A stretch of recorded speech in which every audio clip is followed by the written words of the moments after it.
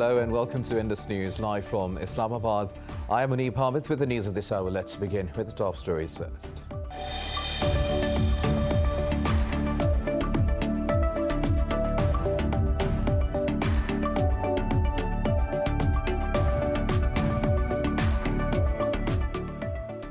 Pakistan's National Security Advisor Moeed Yusuf says India is using the Afghan soil for terrorism in his country. In an interview to an Indian journalist, Yusuf said India is involved in terror attacks in Pakistan, including the recent Lahore blast. On Afghanistan, Yusuf said Pakistan has no favorites and the Afghans have the right to choose their own government.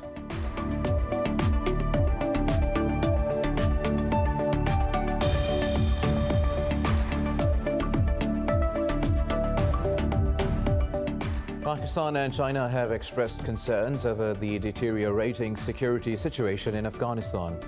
In a press conference along with his Chinese counterpart Wang Yi, Foreign Minister Shah Mahmood Qureshi said regional stability is linked with peace in Afghanistan.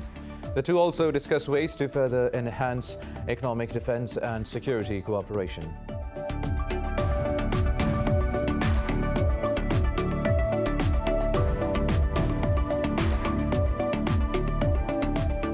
The Afghan government has imposed a nighttime curfew across 31 provinces to curb surging violence and limit the Taliban's movement.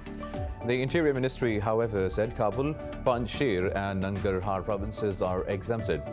Earlier, US and Afghan presidents said the Taliban's offensive contradicts their claim of supporting the Doha peace deal.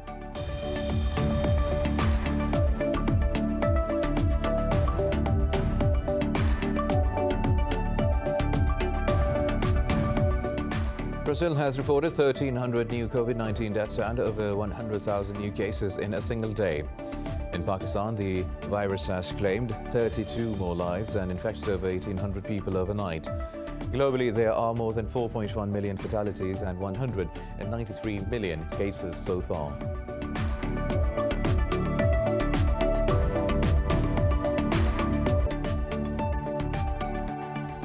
Well, these were the top stories. News in detail after a short break. Stay with us.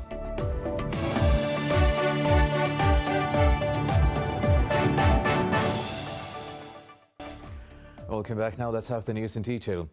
Pakistan's National Security Advisor Moeed Yusuf says India is using the Afghan soil for terrorism in his country. In an interview to an Indian journalist, Yusuf said India is involved in terror attacks in Pakistan, including the recent Lahore blast. He said talks with India are impossible until it revokes the unilateral aggressive actions it has taken in occupied Kashmir. On Afghanistan, Yusuf said Pakistan has no favorites and the Afghans have the right to choose their own government. To a question, he said Pakistan will seal the border with Afghanistan if the Taliban take over Afghanistan. Meanwhile, Pakistan says no amount of Indian propaganda can undermine the significance of the China-Pakistan economic corridor for regional prosperity. Responding to media queries, a Foreign Office spokesperson said the flagship project promises socio-economic uplift and regional connectivity. He also said India's role as a spoiler in Afghanistan is well established. He stressed that India's baseless allegations cannot divert attention from human rights violations in occupied Kashmir.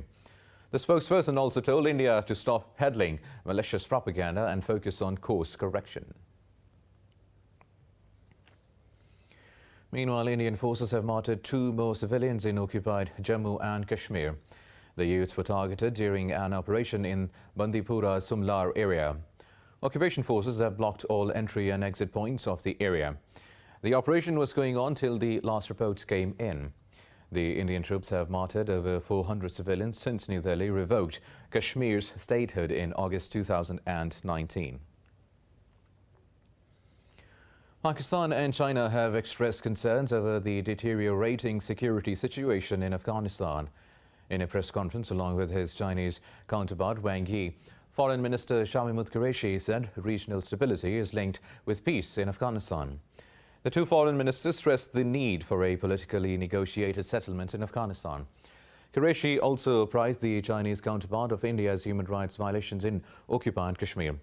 They also discussed ways to further enhance economic, defense and security cooperation. The two reaffirmed their commitment to the timely completion of the China-Pakistan economic corridor. The two sides vowed to bring the perpetrators of the attack on Dhasu power plant to justice. Meanwhile, Pakistan says it has deployed armed forces at the frontline positions along with the border of Afghanistan. Interior Minister Sheikh Rashid Ahmed said the influx of refugees and entry of armed militants need to be contained. He said it is time that Afghan politicians and their military leadership learn to deal with issues. Talking to the media, Ahmed said the fight in Afghanistan is its internal matter. He added Pakistan is not taking any sides and has no favourites. There are two key crossings between Pakistan and Afghanistan apart from several small trading points. Pakistan has already fenced about 90% of the border with Afghanistan.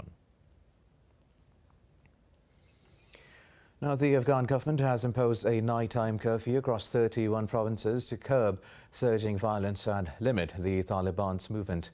The Interior Ministry, however, said Kabul, Panjshir and Nangarhar provinces are exempted. An Interior Ministry spokesperson said the measure will be effective between 10 p.m. and 4 a.m. local time. Since early May, the Taliban have launched a widespread offensive across the country, capturing border crossings and dozens of districts.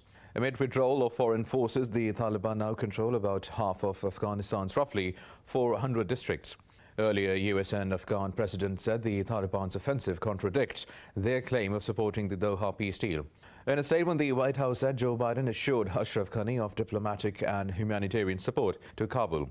President Biden also reaffirmed Washington's continued support to the Afghan military. The White House said Congress has been requested to approve $3.3 billion military aid for Kabul in 2022 defense budget. Now, Israeli forces have killed a Palestinian teenager and injured 320 others in the occupied West Bank. Hundreds had gathered to protest in multiple towns and cities against the illegal Israeli settlements. The Health Ministry says Mohammed Tamimi was killed in Nabi Saleh village northwest of Ramallah. The Palestine Red Crescent Society says occupation forces used tear gas, live fire and rubber-coated bullets. Meanwhile, the Israeli army says 2 soldiers were slightly injured in the clashes. About 475,000 Jewish settlers now live in the occupied West Bank, which Israel has occupied since 1967. Now, in Iraq's Kurdistan region, a drone attack has been carried out on a military base that hosts American troops. The US-led coalition said that no casualties or damage has been reported. The attack comes ahead of the Iraqi Prime Minister Mustafa al-Kadhimi's expected meeting with the US President Joe Biden in Washington. The two are set to discuss a possible full troop withdrawal. The US still has around 2,500 troops in Iraq to fight ISIS. Most of the American troops deployed in the coalition were withdrawn under former President Donald Trump. Meanwhile, 3 Iraqi policemen have been killed in a suspected attack by the ISIS militants in northern Kirkuk province. Police said the gunmen attacked a federal police checkpoint in the Al-Rashad district southwest of the province. It said another policeman was injured in the attack. There has been no claim of responsibility for the attack. While ISIS militants have escalated their attacks in recent months, especially in the area between Kirkuk, Salahuddin and Diyala. Brazil has reported 1,300 new COVID-19 deaths and whooping 100,000 new cases in a single day. Globally, there are more than 4.1 million fatalities and 193 million cases so far. Pfizer says the U.S. government has purchased 200 million additional doses to help with pediatric vaccination. Sydney will get 50,000 more doses of the vaccine this week to battle its worsening outbreak. Meanwhile, China has reported 35 new COVID-19 cases in the mainland, down from 48 cases a day earlier. Vietnam is extending a lockdown in Ho Chi Minh City until August 1st and imposing stricter restrictions in the capital, Hanoi. In Japan, Olympics organizers say one more athlete at the Tokyo Games had tested positive for COVID-19. They say Olympics-related cases rose by 17, bringing the total number of disclosed cases to 123. And in Europe, Germany is classifying Spain and the Netherlands as areas with a high incidence of coronavirus. Unvaccinated travelers returning from those countries will have to quarantine for at least 5 days. Meanwhile, Pakistan has reported 32 deaths from COVID-19 over the past 24 hours. The Health Ministry says the virus has claimed nearly 23,000 lives so far. It says more than 1,800 people tested positive for the virus overnight. The country's positivity rate has declined to 4.89%. Pakistan has reported more than 1 million cases so far, with over 924,000 recoveries. There are around 54,000 active cases, of which more than 2,500 are critical. More news coming up after a short break. Stay with us.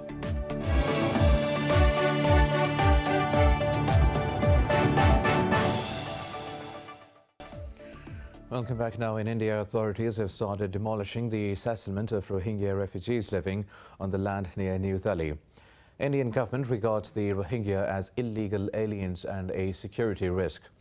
The government has also ordered the identification and repatriation of the refugees. Hundreds of thousands of Rohingya were forced to flee Myanmar after a crackdown by the military in 2017. The refugees have said the conditions are not conducive for them to return to Myanmar. According to UNHCR, around 40,000 Rohingya refugees now live in India, with nearly 16,500 having identity cards issued by the UN body. Still in India, where the death toll from landslides and flooding in the western state of Maharashtra has risen to 136.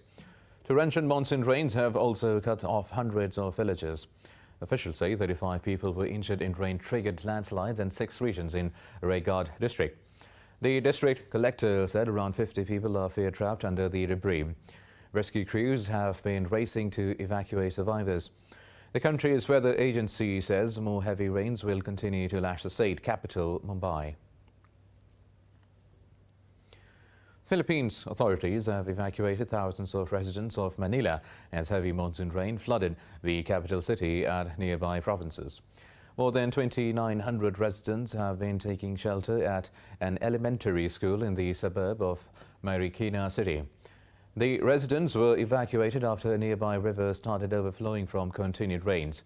In Cavite province south of Manila, Coast Guard personnel helped residents evacuate and carried out the elderly out of their homes.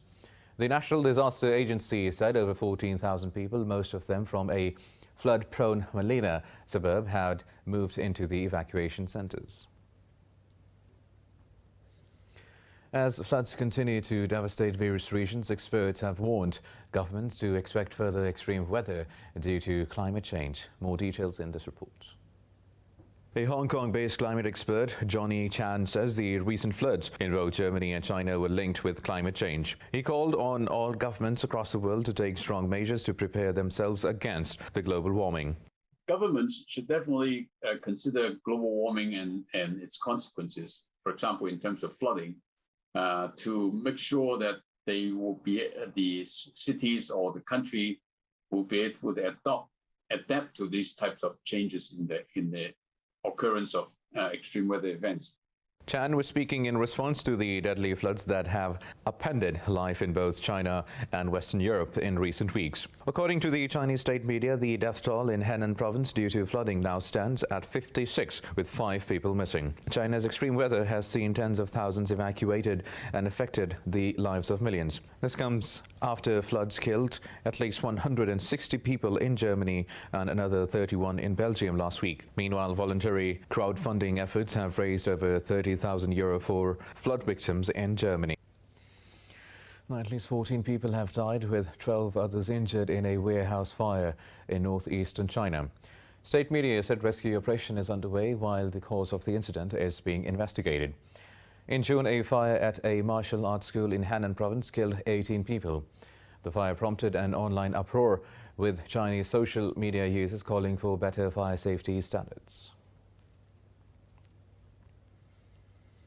China has imposed counter-sanctions on 7 U.S. individuals, including former Commerce Secretary Wilbur Ross.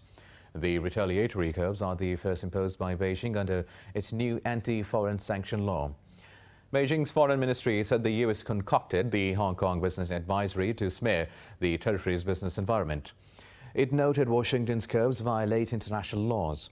The ministry reiterated that any interference in Hong Kong's affairs will be futile. Meanwhile, White House Press Secretary Jen Psaki said the U.S. is undeterred by Beijing's actions. She said China's move illustrated the very risk about which the U.S. government had warned.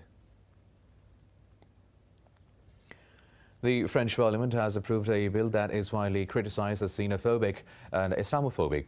The so-called anti-separatist bill was approved by 49 votes to 19 with 5 abstentions. Far-left leader Jean-Luc Mélenchon rallied against the law and called it anti-Muslim.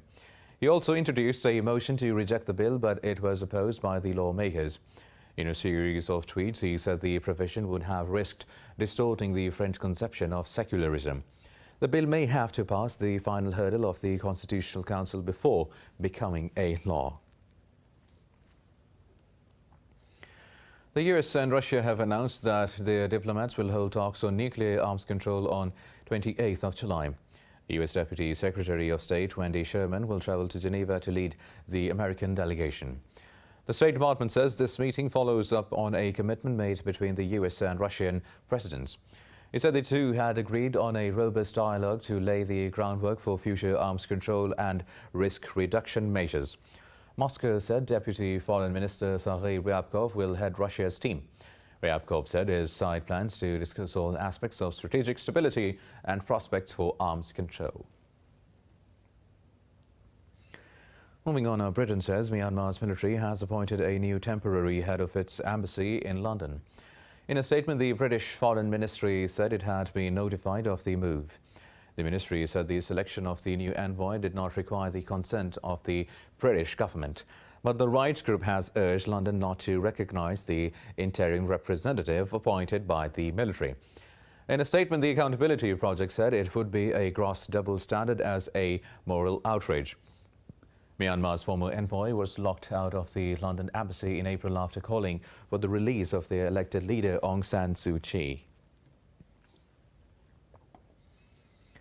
Now, Turkey has rejected the UN Security Council statement over the reopening of the disputed Cyprus resort. The Foreign Ministry says such remarks are based on black propaganda by Athens and Greek Cypriots. In a statement, the ministry said Marash is part of Turkish Cyprus and has not been open to settlement. It said Turkish Cyprus had declared the city a military zone as a goodwill gesture. It assured Ankara's decisions respect property rights and are in full compliance with international law. The ministry said, contrary to claims, the relevant UN Security Council resolutions are not violated. Disputed. VAROSHA has remained empty since August 1974, sealed off with barbed wire and no entry signs. Now, G20 energy and environment ministers have failed to reach a deal on climate targets. Italy's Minister Roberto Cingolani said there was a disagreement on the wording of key commitments in the communique. Talking to the media, he said the ministers could not agree mainly on 2 issues. One was phasing out coal power, which most countries wanted to achieve by 2025, but some said it would be impossible for them. The other concerned limiting global temperature increase to 1.52 degrees Celsius. Cingolani said the disputed issues will be raised in the Heads of State meeting in October. The failure to agree to common language is seen as a setback ahead of the UN climate talks in November. More news coming up after a short break, so with us.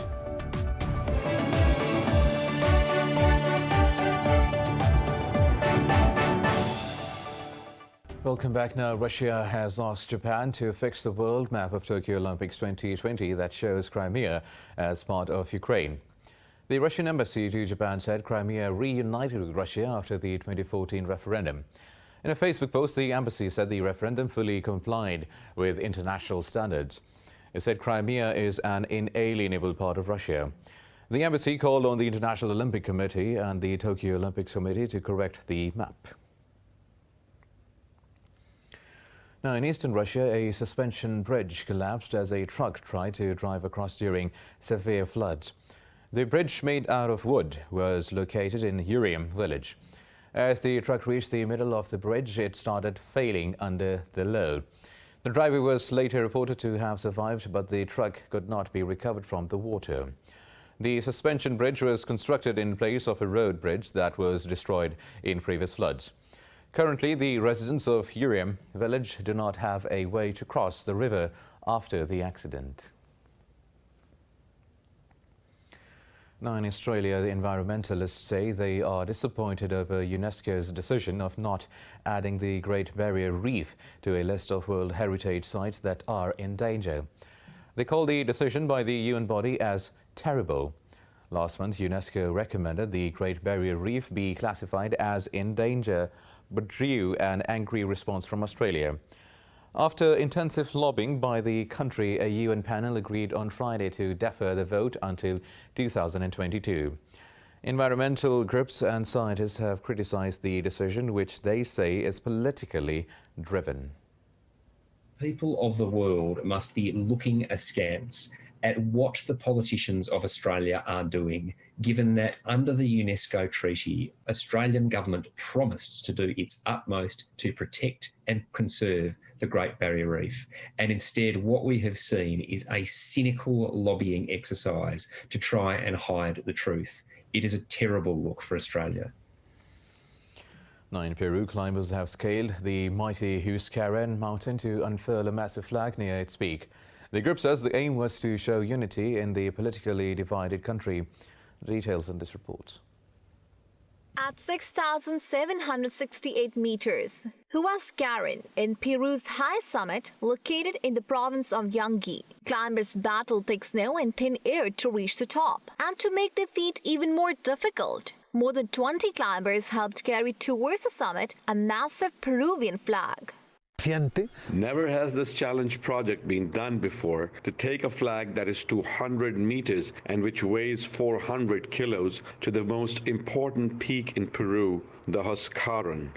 The flag was unfurled on the Huascarán mountain on July 12th in time for the country's bicentenary celebrations on July 28th. Victor Rimac helped organize this expedition, hoping to unite the country after divisive presidential elections. We started a project called Flag for the Bicentenary. This project commemorates 200 years of the country and for us to be able to unite Peru because the political situation has divided us a lot. So with this project, we have tried to unite Peruvians and send out a message of fellowship and hope. The spectacular Mount Huascarán is named after the 16th century Inca leader Huasca. The ascent normally takes 21 days.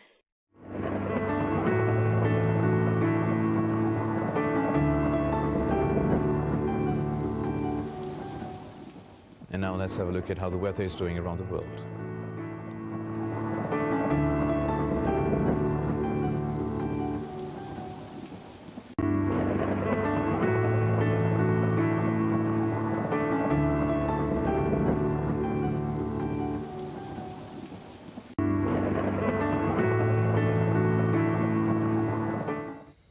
Well, that is all for now. For the latest updates, you can follow us on social media at indus.news.